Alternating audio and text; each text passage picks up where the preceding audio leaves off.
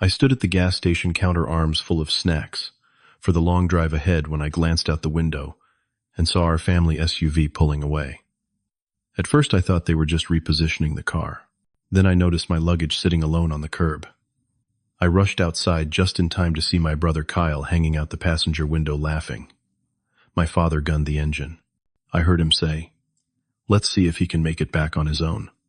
They disappeared down the highway, leaving me stranded in Arizona 500 miles from home. I was 22 years old, and this was just another joke in a lifetime of my family's cruel pranks. If you are watching this story, I would love to know where you are viewing from. Hit that like button, subscribe, and let me know in the comments if your family ever went too far with their idea of fun. The whole trip had been a mistake from the start. I should have trusted my instincts and stayed home. But when my mother called saying she had been diagnosed with a heart condition, I reluctantly agreed to join what might be our last complete family vacation. I had been avoiding these gatherings for years, tired of being the perpetual target of mockery. My family had always been dominated by my father James, a former military man, who ruled our household with unwavering authority. He valued strength, tradition, and conformity above all else. My mother Diana typically went along with whatever he decided, a peacekeeper who rarely stood up to him even when his decisions hurt others. My older brother Kyle had followed in our father's footsteps, adopting his harsh attitude and bullying tendencies. Kyle had recently married Stephanie, who seemed desperate to fit in with the family by joining in whenever they targeted me. The only one who occasionally showed me kindness was my younger sister Amanda, though even she would often stay silent when the others ganged up on me. Her husband Tony was quick to follow Kyle's lead, eager to win approval from the dominant males in our family dynamic. I had always been the odd one out. From an early age, I showed more interest in arts and creativity than sports or physical pursuits. While the men in our family traditionally joined the military, I chose a different path. After high school, I pursued photography and freelance writing, following my passion despite my father's disapproval. He called my career choice unstable and not real work. Kyle would often introduce me to his friends as my brother, who still plays with cameras, as if my profession was a childish hobby rather than legitimate work. Even as an adult, family gatherings were exercises in endurance. Every choice I made became fodder for ridicule. My relationship status, my apartment, my car, my clothes, all became targets for their critical comments and jokes. I had learned to limit my exposure to them, visiting only on major holidays and keeping conversations superficial. But this time, with Mom's health scare, I felt obligated to participate. The tension was apparent from day one of our Arizona road trip. As we loaded the car, Kyle made snide comments about my camera equipment. Planning to take artsy pictures of cacti to sell to no one, he laughed, high-fiving Tony. My father joined in, questioning whether my little hobby was paying the bills. I bit my tongue and loaded my gear, reminding myself this was for Mom. The first 2 days followed the same pattern. During meals, conversations deliberately excluded me or turned to topics that highlighted my differences from them. When we hiked in Sedona, they mocked my stopping to photograph the stunning red rock formations. At night, they reminisced about family stories that often ended with me as the punchline. I spent each evening in the hotel room making excuses to edit photos just to escape their company. My mother occasionally shot me apologetic glances but never intervened. Amanda would sometimes change the subject when things got particularly mean, but she too had been conditioned to accept this dynamic. I kept reminding myself we only had 3 more days left. I could endure anything for 3 days. On our last full day, we visited the Grand Canyon. While everyone else took quick glances and tourist snapshots, I became absorbed in capturing the magnificent light as it played across the vast landscape. When I finally returned to our meeting spot, Kyle announced I had held everyone up by playing photographer. My father decided we needed to drive straight through the night to make up for lost time, even though we were ahead of schedule. No one questioned his decision. As we drove into the evening, tensions in the car grew. Kyle and my father began discussing my failure to launch, as they called it, speaking about me in the third person as if I was not sitting right behind them. They discussed how I needed to man up and get a real job. Amanda tried to defend me, mentioning a recent photography award I had received, but they dismissed it as meaningless. By the time we stopped for gas near the Arizona-California border, I was mentally exhausted. I volunteered to buy snacks for everyone, just to have a moment alone. I never imagined those few minutes in the store would completely change the trajectory of my life. I watched in disbelief as our family SUV shrank into the distance. At first, I was certain they would circle back after a few minutes, laughing at the expression on my face. I sat on my suitcase in the growing dusk, checking my watch every few minutes. 10 minutes passed. Then 20. Then 30. I pulled out my phone and called my father. Straight to voicemail. I tried my mother, Kyle, Amanda, even Stephanie and Tony. Nobody answered. A cold realization began to settle over me, along with the desert night air. This was not a brief joke. They had actually left me. As I sat there, my phone dinged with a text message. It was from Kyle. Time to grow up, little brother. Let's see if you can make it back on your own. Consider it a rite of passage. When you figure it out, give us a call. I stared at the message in shock. A rite of passage. I was a grown man, with a career, not some teenager needing to prove himself. I quickly texted, Amanda, did you know about this? Are they seriously leaving me here? Her response came back quickly. I'm so sorry, Clark. I tried to stop them. Dad and Kyle thought it would be funny. They said they'll come back tomorrow if you don't figure something out.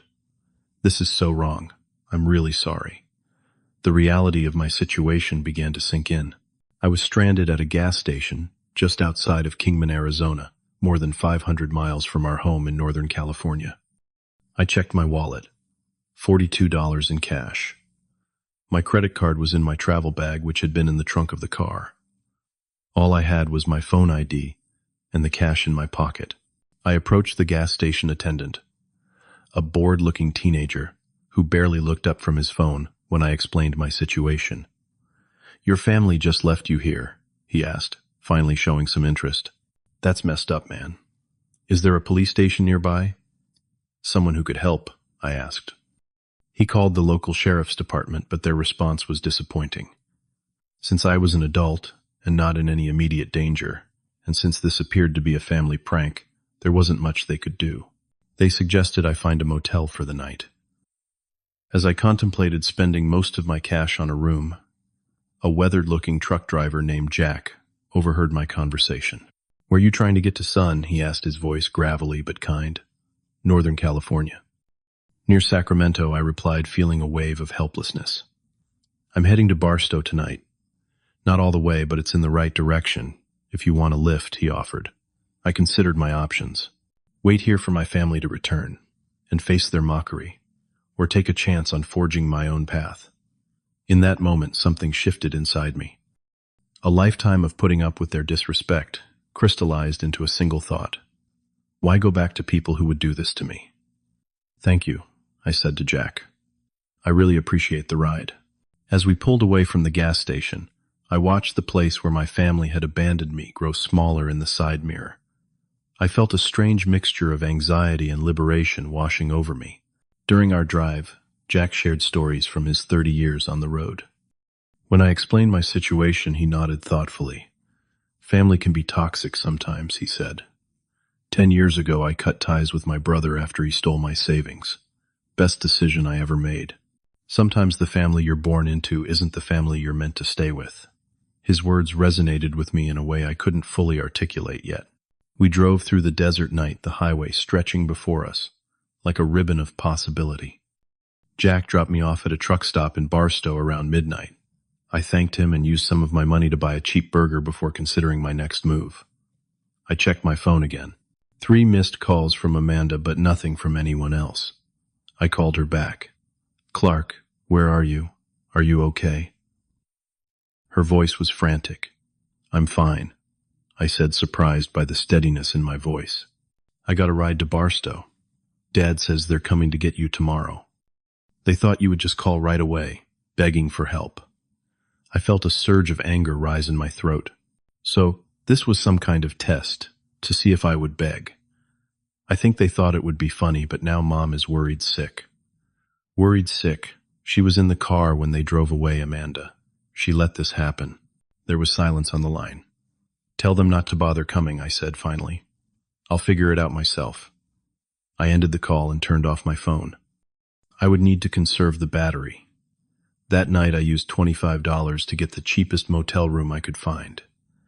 As I lay on the lumpy mattress staring at the ceiling, I contemplated my life.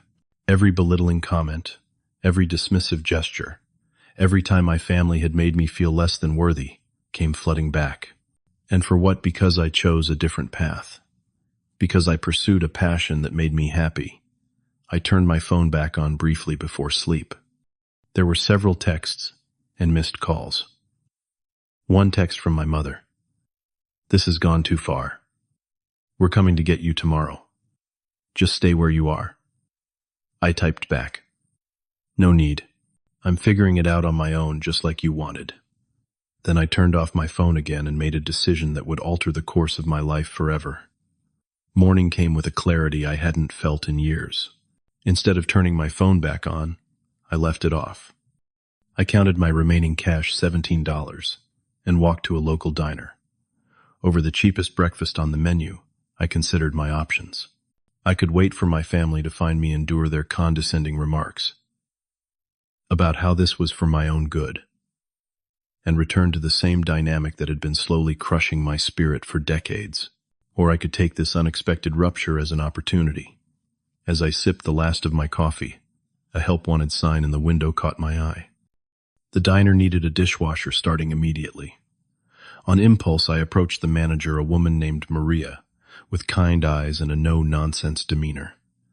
"I'm in a tough spot," I admitted. "I need work just for a few days to earn enough money to continue my journey." Maria studied me carefully. "You don't look like my usual applicants. What's your story?" I gave her the abbreviated version. To my surprise, she nodded understanding. "Family can be complicated. I can offer you 3 days of work cash at the end of each shift. There's a staff room in the back where you can sleep if you need to." That first day, I worked harder than I ever had, washing endless stacks of dishes and helping with kitchen prep when things got busy. By closing time, my hands were raw, but Maria handed me $60 in cash. "You're a good worker," she said. "Not afraid to get your hands dirty despite those artistic-looking fingers." I smiled at her perceptiveness. "I'm a photographer," I explained. "Or trying to be." Her eyes lit up. "Really? You know, I've been wanting to update the photos on our menu and website. Any chance you could help with that?" The next morning before my shift, I used my phone camera to take professional quality shots of their signature dishes. Maria was impressed enough that she offered me an additional $100 for a full set of photos. By the third day, word had spread to neighboring businesses. A local motel owner hired me to photograph their newly renovated rooms. While I worked, I thought constantly about my next steps. I knew my family would be searching for me by now. Amanda had left several voicemails, each more concerned than the last. On the fourth day, I finally turned my phone back on to check messages. There were dozens of missed calls and texts. One voicemail from my father caught my attention. "Clark, this has gone on long enough. We're driving back to get you. We'll be at the gas station tomorrow morning. Be there, or find your own way home for good." The ultimatum in his voice was the final push I needed. I had earned nearly $300 in 4 days. It wasn't much, but it was enough for a one-way bus ticket to Los Angeles, a city where a photographer might actually build a career. I left a note for Maria, thanking her for her kindness. Then I walked to the bus station and bought my ticket. As the bus pulled away from Barstow, I felt a weight lifting from my shoulders. For the first time in my life, no one was telling me who to be or measuring my worth against their expectations. I arrived in Los Angeles with $200 to my name, no place to stay, and no contacts. The first week was brutal. I slept in shelters and spent days in libraries researching photography jobs. I walked into dozens of studios asking for any kind of work, but with no formal portfolio or references, doors remained closed. My turning point came at a small street art exhibition in Venice Beach. I was taking photos of the artwork with my phone when a man approached me. "You've got a good eye," he said, watching me work. "The angles you're choosing really capture the dimension of the pieces." His name was Thomas, a professional photographer who specialized in architectural photography. When I showed him some of my work on my phone, he seemed genuinely impressed. I could use an assistant, he said. The pay isn't great to start, but you would learn the business side of things. Interested working with Thomas changed everything. He became both mentor and friend, teaching me not just about photography techniques, but about building a business. I started in his darkroom, then gradually began assisting on shoots, and finally managing small projects of my own. I chose not to use my full name professionally, going by C. Wilson instead. It wasn't just about creating distance from my past. It was about building something that was entirely my own. 5 years after being abandoned at that gas station, I had my own small photography studio in Silver Lake.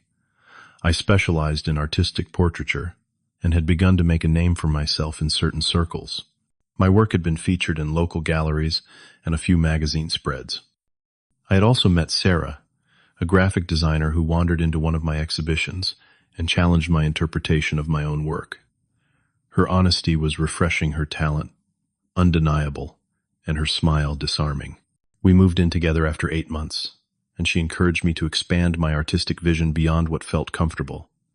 I had not spoken to my family since that day. Sometimes I would see a missed call from Amanda's number, but I never answered. I had created a new life, surrounded myself with people who valued me, and built a career doing what I loved.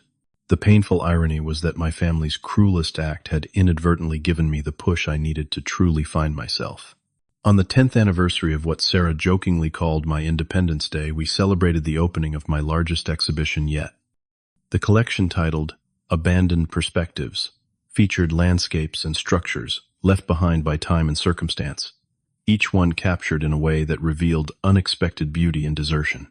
The exhibition received attention from several national arts publications, and suddenly, C. Wilson was being discussed in photography circles across the country.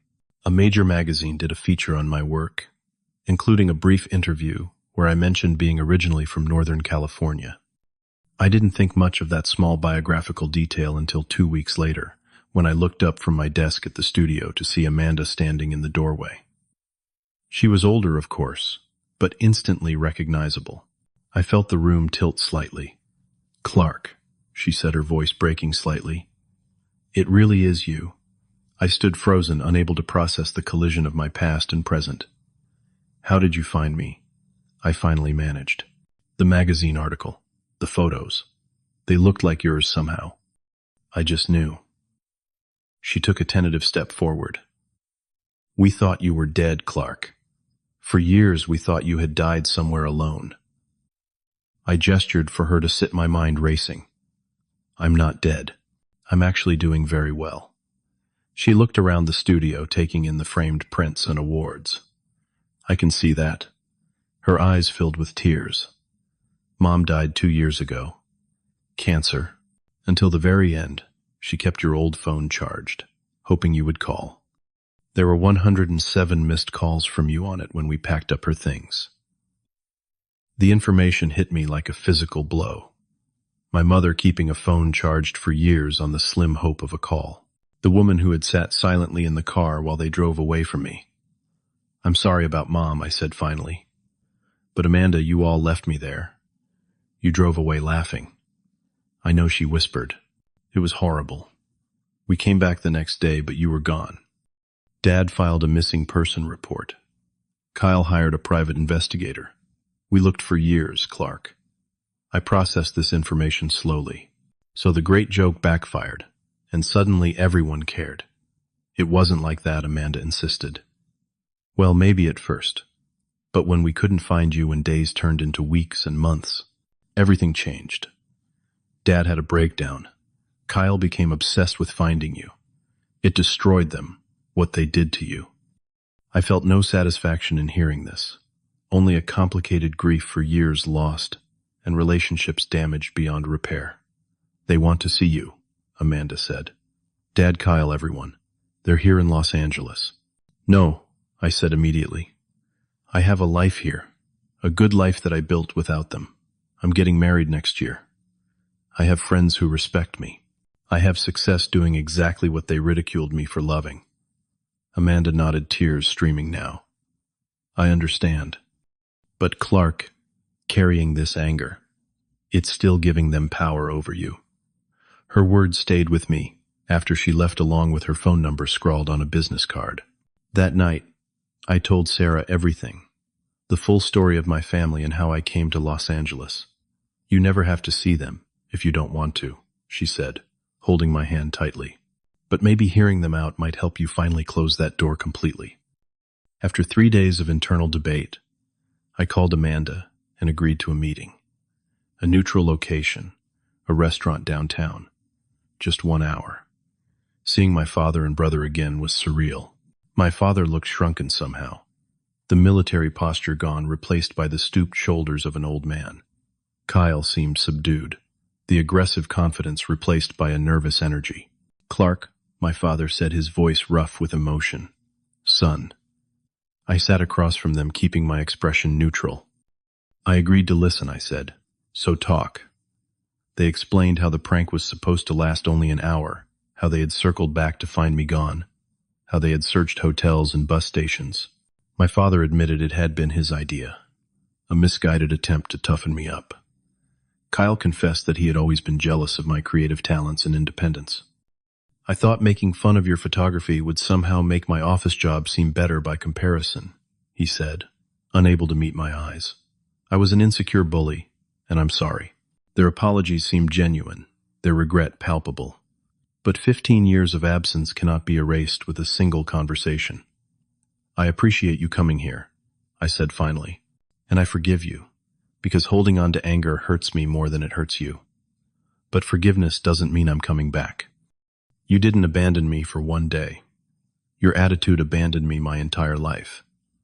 I showed them pictures of my studio, of Sarah, of the life I had built.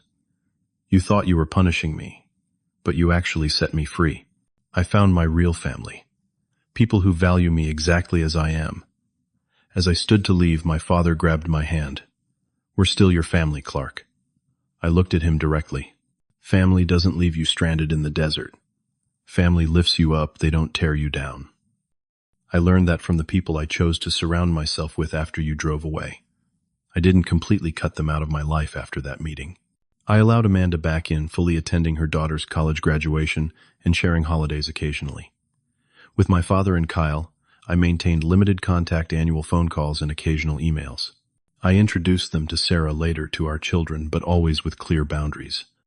The healing happened slowly, like a wound that closes gradually over time. I brought my son to visit my mother's grave, explaining who she was and sharing the good memories I could recall.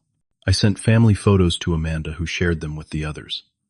When my father had a stroke 5 years after our reunion, I flew up to visit him in the hospital, sitting with him for one afternoon.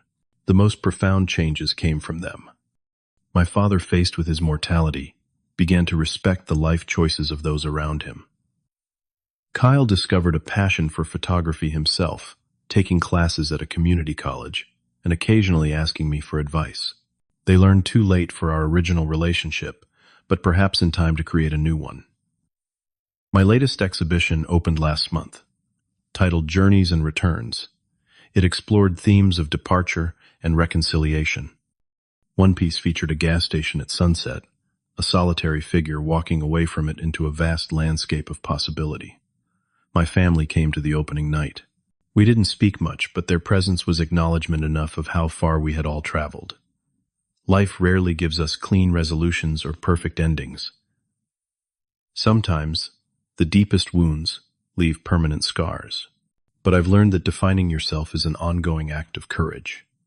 The journey that began with abandonment led me to discover my own strength, to build a life authentic to my values, and eventually to find peace with my past.